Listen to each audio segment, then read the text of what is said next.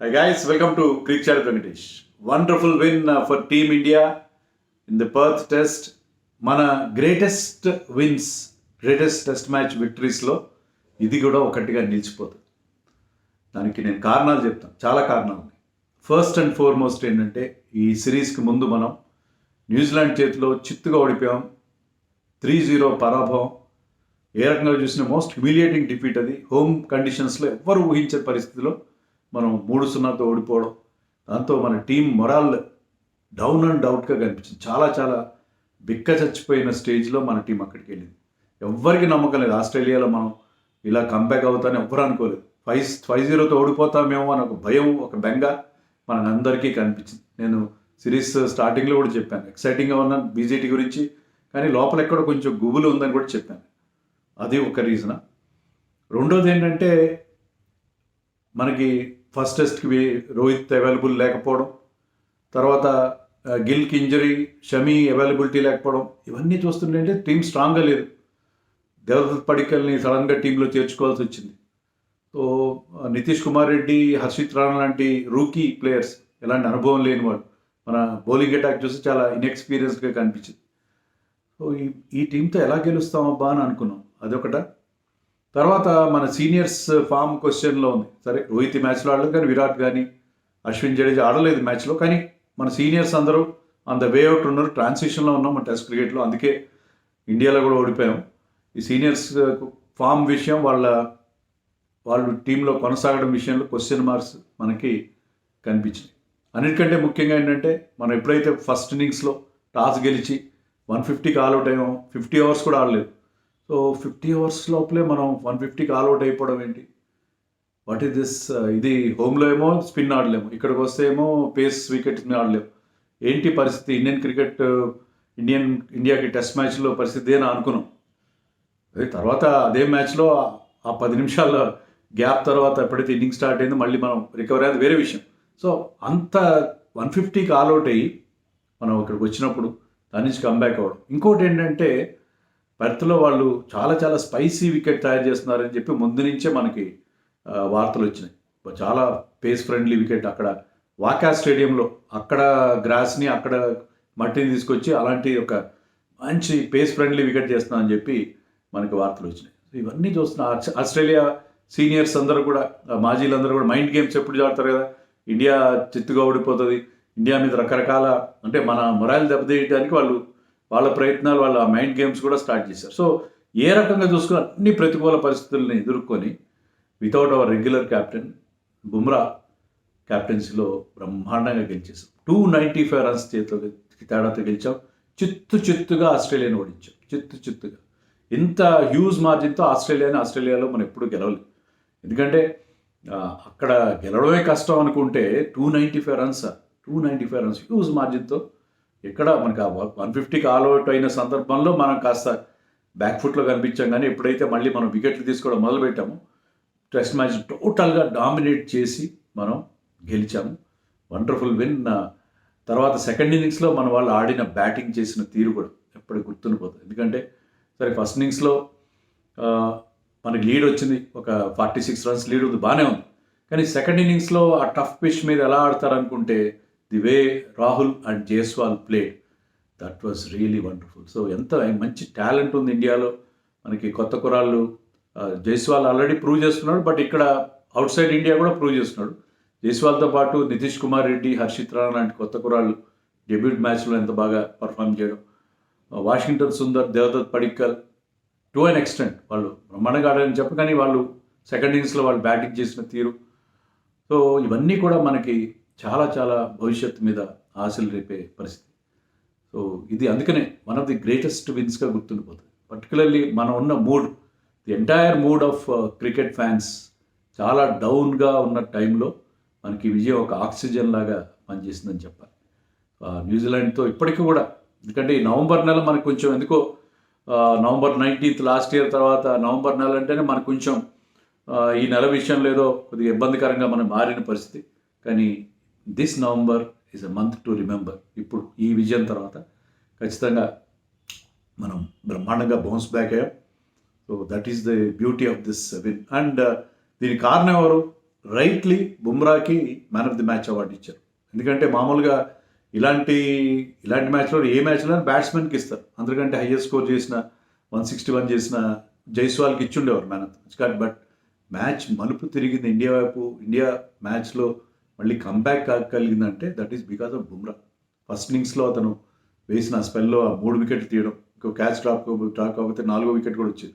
So 150కి all out అయిన team మీద batting చేసే టీంకి ఎప్పుడో కాన్ఫిడెన్స్ ఉంటుంది. చిన్న స్కోరే కదా, కండిషన్స్ ఎలా ఉన్నా మనం వాళ్ళకంటే బెటర్గా ఆడే అవకాశం ఉంటుంది, కండిషన్స్ ఇంప్రూవ్ కూడా అవుతుంటాయి అని చెప్పి వచ్చిన వాళ్ళకి ఆ ధీమా, కండిషన్స్ ఎలా ఉన్నా సరే ఆ ధీమా ఉంటుంది. కానీ ఆ ధీమా ఉండకుండా చేసి వాళ్ళ నడ్డి విరిచేశాడు. స్టార్టింగ్లోనే వరుసగా 3 వికెట్లు తీసి he led from the front. So ఒక నాయకుడు ఎలా ముందుండి నడిపించాలో చూపించాడు. సో తనకున్న extraordinary ability and somebody like Wasim Akram, వరల్డ్లో గ్రేటెస్ట్ బౌలర్ ఇప్పుడు బుమ్రానే అని ప్రకటించేలా చేశాడు. So that is the way he bowled. So Bumrah first ఇన్నింగ్స్లో 3 వికెట్లు తీయడం, తర్వాత he came back and 2 more wickets. So Australia మీద మనకి ఆ 46 runs లీడ్ రావడంతో ఏంటంటే అక్కడే వాళ్ళు చాలా వరకు వాళ్ళు పూర్తిగా వాళ్ళ మొమెంటం మరోవైపు షిఫ్ట్ అయిపోయింది, వాళ్ళు డౌన్ అయిపోయారు కంప్లీట్గా. తర్వాత మనం బ్యాటింగ్ కూడా బ్రహ్మాండంగా చేసాం. And senior pro like Virat Kohli కూడా సెంచరీ చేసి కన్సాలిడేట్ చేసి ఒక పెద్ద స్కోర్ ముందు పెట్టి, యాక్చువల్లీ మన టీం డిక్లేర్ చేయడం ఆన్ డే 3 చేయాల్సిన అవసరం లేదు. వికెట్స్ ఉన్నాయి చేతిలో, ఇంకా వీళ్ళంత బ్యాటింగ్ చేస్తే ఏంటంటే పోను క్రాక్స్ ఓపెన్ అవుతున్నాయి. ఎంత బ్యాటింగ్ చేస్తే పిచ్ అంతా డిటరేట్ అవుతుంది, తర్వాత మనకి మన స్పిన్నర్స్ కానీ మన బౌలర్స్కి హెల్ప్ ఉంటుందని అనుకోవచ్చు. కానీ చాలా పాజిటివ్ ఇంటెంట్తో థర్డ్ డే ఈవినింగ్ డిక్లేర్ చేశారు. డిక్లేర్ చేసిన అది కలిసి again Bumrah the captain led from the front మళ్ళీ వచ్చి వెంటనే 2 వికెట్లు తీశాడు. సిరాజ్ కూడా అతనికి మంచి సపోర్ట్ ఇచ్చాడు. సో అలా మనం బ్రహ్మాండంగా కంబ్యాక్ అయ్యాము టెస్ట్ మ్యాచ్లో. సో అందుకనే ఇది వన్ ఆఫ్ ది గ్రేటెస్ట్ విన్స్లో ఒకటి ఖచ్చితంగా చేరుతాను. మీరేమనుకుంటున్నారో నాకు తెలియదు. నేను మాత్రం having seen cricket from 4 decades 48 industry కదా ఇక్కడ. ఈ 48 ఇండస్ట్రీలో నాకు బాగా నచ్చిన విజయాలు కొన్ని ఉంటాయి. ఎప్పటికీ నన్ను నిద్రలేపడిగినా దాంట్లో డీటెయిల్స్ చెప్తాను. ఇప్పుడప్పుడు ఎవరొకటి అలాంటి ఇది కూడా అలాంటి ఒక ఎప్పటికీ గుర్తుండిపోయే విజయం. ఎందుకంటే మనం గ్యాబాలో ఇక్కడ ఆస్ట్రేలియాలో అవర్ బిగ్గెస్ట్ విన్ అది గ్యాబా విన్ నాకు గుర్తుంటుంది. మెల్బోర్న్ విన్ కంటే ముఖ్యంగా మనం బ్రిస్బేన్లో లాస్ట్ టైం గెలిచింది అదే నెంబర్ 1. దాన్ని మించదు కానీ ఇది కూడా వన్ ఆఫ్ ది గ్రేట్ విన్స్గా ఉంటుందన్న విషయంలో నాకు ఎలాంటి అనుమానం లేదు. ఇంకోటి కూడా చెప్తాను నేను. ఇంకోటి కూడా ఏం చెప్తానంటే సోషల్ మీడియాలో, అంటే మన ఛానల్లో కాదు, జనరల్గా సోషల్ మీడియాలో ఈ కీబోర్డ్ వారియర్స్ ఏంటంటే కొంతమంది విషయంలో విపరీతంగా వాళ్ళ మీద ట్రోల్ చేయడం, అటాక్ చేయడం మొదలుపెట్టారు. ఫర్ ఎగ్జాంపుల్ కేఎల్ రాహుల్ని ఎంత దారుణంగా ట్రోల్ చేస్తారని అంత దారుణంగా ట్రోల్ చేస్తారు. టెస్ట్ మ్యాచ్లో ఎందుకు పెట్టారు, కేఎల్ రాహుల్ ఓపెనింగ్ చేస్తే అయిపోయింది మన పని అని చెప్పి అలా అన్నవాళ్ళు వాళ్ళందరి నోళ్ళు మోయించారు. అలా ప్రతి ఒక్కరు కేఎల్ రాహుల్ ముందు చెప్తాను, కేఎల్ రాహుల్ తన డిట్రాక్టర్స్ తను ట్రోల్ చేస్తున్న సోషల్ మీడియాలో అతనితో ఆడుకోవడం చాలామందికి ఇష్టం. సాఫ్ట్ టార్గెట్గా కనిపిస్తాడు, ఎందుకంటే అతనేమి రియాక్ట్ కాదు. సో అతన్ని క్రిటిసైజ్ చేయడం, అతని మీద జోకులు వేయడం, అతన్ని ఎద్దేవా చేయడం అనేది చాలా ఒక సరదాగా ఉంటుంది అందరికీ. సో వాళ్ళందరి నోళ్ళు మూయించాడు. ఫస్ట్ ఇన్నింగ్స్లో అన్ఫార్చునేట్ ఎంపైర్ డెసిషన్, సెకండ్ ఇన్నింగ్స్లో మాత్రం జైస్వాల్ గొప్పగా ఆడాడు, సెంచరీ చేసిన 161 వండర్ఫుల్ నాక్. బట్ రాహుల్ నాకు దానికి ఏమాత్రం తీసిపోదు. రాహుల్ ఎంత కాన్ఫిడెన్స్ ఇచ్చాడంటే, అందుకే జైస్వాల్ని కూడా యంగ్స్టర్ని అప్పుడప్పుడు కొంచెం కాన్సన్ట్రేషన్ పోగొట్టుకుని కొంచెం ర్యాష్ షాట్స్ ఆడే ప్రయత్నం చేసినప్పుడు ఆ యంగ్స్టర్ని ఎలా అతను మెంటార్ చేయడం. సో రాహుల్ ఎంత టెక్నికల్ కాంపిటెన్స్ ఉంది అతని. ఇప్పుడు ఆంజనేయుడికి తన బలం తనకే తెలియదు అంటారు, అట్లా అతనికి తన బలం తనకి తెలియదు. సో అది తెలుసుకుంటే అతను ఇండియాకి బ్రహ్మాండమైన ఫలితాలు ఇవ్వగలడు. సో అతను కూడా చాలా ఇబ్బందుల నుంచి, ఎందుకంటే టెస్ట్ మ్యాచ్లో ప్లేస్ కోల్పోయింది. ఇక్కడ ఏంటంటే గిల్ లాంటి వాళ్ళు లేరు కాబట్టి అతనికి అవకాశం వచ్చింది. వచ్చిన అవకాశాన్ని చక్కగా ఉపయోగించుకున్నాడు బ్రహ్మాండంగా. సోషల్ మీడియా వాళ్ళందరి నోళ్ళు ముగించారు. ఇప్పుడు ఎవరు రాహుల్ గురించి మాట్లాడే ధైర్యం ఎవరికి లేదు. అలాగే విరాట్ కోహ్లీ ఈ సిరీస్లో కూడా ఫెయిల్ అవుతాడు. తర్వాత ఇదే అతనికి ఆఖరి సిరీస్ అవుతుందని చాలామంది ఆల్రెడీ అతనికి రిటైర్మెంట్ ప్రకటించేశారు.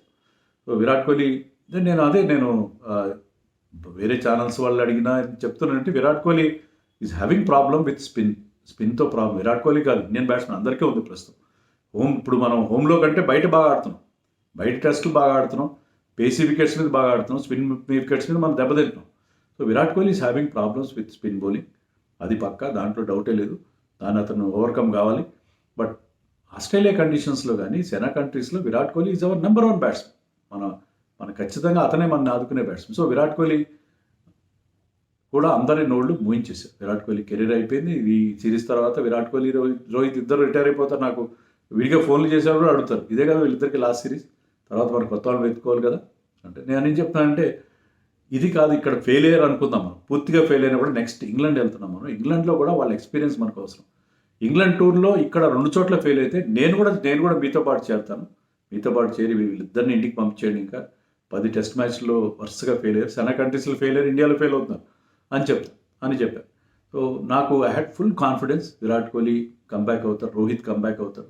ఇలాంటి ఛాలెంజెస్ ఎప్పుడు ఇలాంటి ఛాలెంజెస్ వాళ్ళ కెరియర్లో సచిన్ కానీ, ద్రావిడ్, గంగూలీ, లక్ష్మణ్, సెహ్వాగ్ వీళ్ళందరూ కూడా ఈ ఛాలెంజెస్ ఫేస్ చేశారు.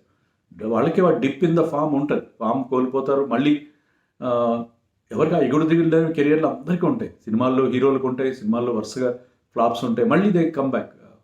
గ్రేటెస్ట్ ఎగ్జాంపుల్ అమితాబ్ బచ్చన్ సినిమాలు లేవు, అతను ఏదో ఒక మిస్ ఇండియా ఈవెంట్ చేస్తే దాంట్లో లాస్లు వచ్చి ఇల్లు అమ్మేసుకోవాల్సిన పరిస్థితి నుంచి మళ్ళీ కేబీసీలో కంబ్యాక్ కావడం, మళ్ళీ సినిమాలో కంబ్యాక్. ఇప్పటికీ అతను 8 years దాటినా కూడా బ్రహ్మాండంగా యాక్ట్ చేయడం. సో ఇలాంటివి కంబ్యాక్స్ అనేవి ఉంటాయి ఛాంపియన్ క్రికెటర్స్ విషయంలో కానీ, ఛాంపియన్ యాక్టర్స్ వీళ్ళందరిలో ఆ కంబ్యాక్ చేస్తారు. అదే వాళ్ళ గ్రేట్నెస్ ఏంటంటే అందరూ డౌన్ అవుతారు, డౌన్ అయిన తర్వాత కంబ్యాక్ కావడం చాలా గ్రేట్. కానీ ఈ ఛాంపియన్ క్రికెటర్స్కి అలా కంబ్యాక్ అవ్వడం తెలుసు, అందుకని వాళ్ళంత గొప్ప మోడర్న్ డే గ్రేట్సే. సో విరాట్ కోహ్లీ అలాగే కంబ్యాక్ అయ్యాడు. సో ఫస్ట్ ఇన్నింగ్స్లో ఫెయిల్ అయినా ఫస్ట్ ఇన్నింగ్స్లో got a unplayable delivery. But second ఇన్నింగ్స్లో మాత్రం అతను ఆడిన తీరు, మెల్లమెల్లగా కాన్ఫిడెన్స్ పుంజుకొని ఆ సెంచరీ చేయడం, సెంచరీలు దాటిపోయిన రికీ పాండ్యా కూడా కామెంట్ చేశారు, 2-3 ఏళ్ళలో 2 సెంచరీలు వచ్చాయి అన్నట్టుగా. ఇవన్నీ మైండ్ గేమ్స్. సో వాటన్నిటిని దాటుకొని అతను ఆ సెంచరీ చేయడం, దాంట్లో ఆ సెంచరీ వచ్చిందంటే ఇంకేంటంటే సరే 50, 60 చేస్తున్నాం, సెంచరీ వచ్చిన తర్వాత ఏమవుతుందంటే ఇంకా కాన్ఫిడెన్స్ వస్తుంది. ఆ కాన్ఫిడెన్స్తో ఏంటంటే విరాట్ కోహ్లీ ఈ సిరీస్ అంతా కూడా ఆస్ట్రేలియాకి ఒక డేంజర్గా మారుతాడు, ఆస్కా బాస్గా మారుతాడని నాకు గట్టి నమ్మకం ఉంది. అతను ఇంకెవరు సోషల్ మీడియాలో ఎవరు ఇప్పుడు అతను కామెంట్ చేసే పరిస్థితి లేదు. అలాగే సిరాజ్ గురించి కూడా, సిరాజ్కి నిన్న ఎందుకు తీసుకున్నారు సిరాజ్ని అన్న వాళ్ళు కూడా ఉన్నారు. తర్వాత సిరాజ్ని ఎందుకు ఆడిస్తున్నారు, ఆకాశదీప్ని ఆడించాలి కదా, సిరాజ్ పని అయిపోయింది. ఓకే, మన ఇండియన్ కండిషన్స్లో ఇండియన్ పిచ్చెస్ మీద Siraj had a lean patch. But అంతకుముందు అతను అంత బాగా బౌలింగ్ చేశాడు, అన్ని ఫార్మాట్స్లో మంచి బౌలింగ్ చేస్తున్నాడు. సో సిరాజ్ కూడా వాళ్ళకి ఒక ఫేజ్ ఉంటుంది, ఫేజ్లో రిథమ్ ఉండదు, కానీ మళ్ళీ ఇక్కడ ఈ మ్యాచ్లో కంబ్యాక్ అయింది. ఫస్ట్ ఇన్నింగ్స్లో సెకండ్ స్పెల్ అద్భుతంగా వేసి వికెట్లు తీయడం, పర్ఫెక్ట్ ఫాయిల్ ఫర్ బుమ్రా అని నిరూపించాడు. అండ్ ఈరోజు ఆన్ డే 4 ఈ bowled a wonderful spell. So అతను 3 వికెట్ తీశాడు ఇన్నింగ్స్లో. సో సిరాజ్ కూడా అంతే, సిరాజ్ని కూడా ఒక రకంగా డిఎస్పీ అని కొంచెం వ్యంగ్యంగా డిఎస్పీ అనే పిలుస్తున్నారు అతను. ఓకే, పిలిస్తే నాకు అభ్యంతరం లేదు, అతను డిఎస్పీని తీసేయాలి అది ఇది అని చెప్పి అన్నీ కూడా వీటన్నిటినీ మన వాళ్ళు ఓవర్కమ్ కావడం అనేది నాకు అద్భుతంగా అనిపించింది. అందుకే ఈ విన్ చాలా వరకు గుర్తుండిపోతుంది, స్వీట్ విన్. కొన్నిసార్లు ఏంటంటే మనం బాగా ఒక చేదు తిన్న తర్వాత స్వీట్ తింటే ఎంత బాగుంటుంది, ఇది కూడా అలాంటిది. ఆ చేదు తర్వాత చాలా స్వీట్గా అనిపించిన విన్నేజ్ కదా ఖచ్చితంగా. అండ్ ఇక ఈరోజు ఏం జరిగిందో ఒకసారి చెప్పేస్తాను. ఈరోజు రివ్యూ 12 for 3 స్టార్ట్ చేశారు. స్టార్టింగ్లోనే మనకి Siraj first wicket, Khawaja wicket ఇచ్చాడు. నేను ఐపీఎల్ ఎక్సైట్మెంట్లో నేను ఏం చెప్తున్నాను నాకు ఇది, ఐపీఎల్ అక్కడ ఆక్షన్ స్టార్ట్ అయిపోతుంది, నేను ఖవాజా అవుట్ అయినట్టు చెప్పాను. కానీ ఖవాజా ఈరోజు ఎక్కువసేపు లేడు, అవుట్ అయిపోయినట్టే లెక్క.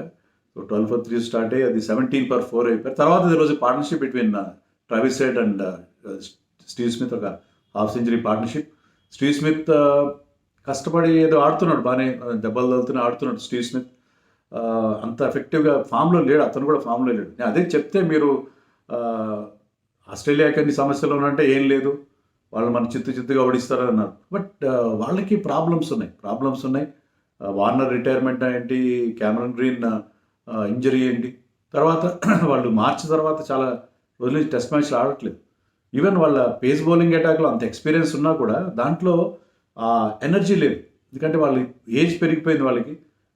మన హర్షిత్ రాణా చూడండి ఎలా బ్యాట్స్మెన్ని రన్స్ ఎక్కువ ఇచ్చాడు, కానీ he was hustling the batsmen. తన బౌన్సర్లతో ఆ యూత్ఫుల్ ఎగ్జూబరెన్స్ ఉంటుంది, అది వాళ్ళ పేస్ అటాక్లో దట్ ఈస్ మిస్సింగ్. వాళ్ళు చాలా over ageing bowling attack including Nathan Lyon, అది మనకు కనిపించింది. సో వాళ్ళకి ఒక చర్చ కూడా జరిగింది, ఆస్ట్రేలియా బ్యాకప్స్ ఎవరున్నారని చెప్పి హర్ష బోగ్లే అడిగితే వాళ్ళు ఐ థింక్ ఈ అలెన్ బోర్డర్ అండ్ బ్రెట్లీ అనుకుంటా, వాళ్ళు చెప్పలేకపోయారు ఎవరని కూడా చెప్పలేకపోయారు, ఎందుకంటే సరైన బ్యాకప్స్ కూడా వాళ్ళకి కనపట్లేదు. సో సరైన వాళ్ళు ఎవరు లేరు.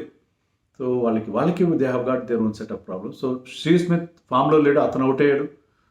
Beautiful ball from Siraj. Travis head look very good. Travis head ఇలాంటి అటాకింగ్ ఏం ఆడతారు కదా, అందుకనే మనకి ఎప్పుడు పెద్ద headache man. So thorn in our flesh. So headache సృష్టించాడు 89. అతను తర్వాత మార్చ్తో కూడా మంచి పార్ట్నర్షిప్, ఇద్దరి మధ్య ఆల్మోస్ట్ సెంచరీ పార్ట్నర్షిప్, ఇద్దరు కౌంటర్ అటాక్ చేశారు. కానీ Bumrah came back and beautiful డెలివరీతో అతను అవుట్ చేశాడు. కొంచెం outside off stump backup దళని చేసి టెంప్ చేశాడు. ఎప్పుడు అటాకింగ్ ఆడతారు కదా, పెద్ద షాట్ ఆడే ప్రయత్నంలో ట్రావిస్ హెడ్ అవుట్ అయిపోయాడు. తర్వాత ఇంకా మార్ష్ అవుట్ అయ్యాడు. ఇంకా అక్కడి నుంచి పెద్దగా రెసిస్టెన్స్ లేదు కైరీ కొంతసేపు ఉన్నప్పటికీ. వాషింగ్టన్ అంత ఎఫెక్టివ్గా అనిపించలేదు, కానీ ఈ picked up 2 wickets. And Marsh wicket Nitish Kumar Reddy first test wicket అతనికి వచ్చింది. ప్లేడ్ ఆన్ పిచ్లో వేగరీస్ ఉన్నాయి, ఎందుకంటే క్రాక్స్ ఓపెన్ అవుతున్నాయి కాబట్టి కొన్ని బాల్స్ స్లో అవడం అన్నీ. But still they manage to make 238. But India పెద్ద టార్గెట్ వాళ్ళ ముందు ఉంచారు కదా. సో 295 runsతో హ్యూజ్ మార్జిన్తో గెలిచారు. సిరాజ్కి 3 wickets, కెప్టెన్ బుమ్రాకి 3 wickets, మొత్తం 8 wickets in the match. And హర్షిత్కి 1 wicket, వాషింగ్టన్కి 2 wickets వచ్చాయి. So wonderful performance of the entire team. So ఈ విన్ టీంని బాగా బాండ్ చేస్తుంది. Already Rohit Sharma is there. So Rohit Sharma వచ్చిన తర్వాత మళ్ళీ మరి ఎవరు ఉంటారు ఎవరు లేదనేది మళ్ళీ మనం మాట్లాడదాం. గిల్ ఎవరిని తీసేయాలి, అది కూడా పెద్ద సమస్య, ఎవరిని పెట్టాలనేది సమస్య, అది మనం మళ్ళీ మాట్లాడదాం. అండ్ ఇంకొక వీడియో మన మిత్రుడు Raghunath who is there to watch the test match. So నేను 3 టెస్ట్ మ్యాచ్లు చూసే మధ్య 3 గెలిచామని చెప్తున్నాడు. మెల్బోర్న్ 2018, మెల్బోర్న్ 2021 అండ్ 2020 మళ్ళీ ఇప్పుడు ఇవి వరుసగా 3 విజయాలు నేను దగ్గర నుండి చూశాను, గెలిపించాను ఇండియా అని చెప్తాను. అతను అక్కడ హీట్ గురించి ఎలా ఉందనేది ఒక చిన్న వీడియో పెట్టాడు, అది కూడా మీకు యాడ్ చేస్తాను. కొంచెం లెంత్ అయిన వీడియో, అది కూడా చూడండి, ఎందుకంటే ఎంత వేడిగా ఉంది, ఆ వేడి కండిషన్స్ ఎలా ఉన్నాయని కూడా మీకు అర్థమవుతుంది, ఎంత హీట్ ఉంది అక్కడ అనేది. ఆ వీడియో చూడండి. Hi everyone, if you know what it is like at the Optus now, what you see here is a completely soaked towel in ice water. Here the ice is, it's completely cold water. And why am I doing this? You see the sunburns here, sunburns, proper sunburns. Welcome to summer in Australia.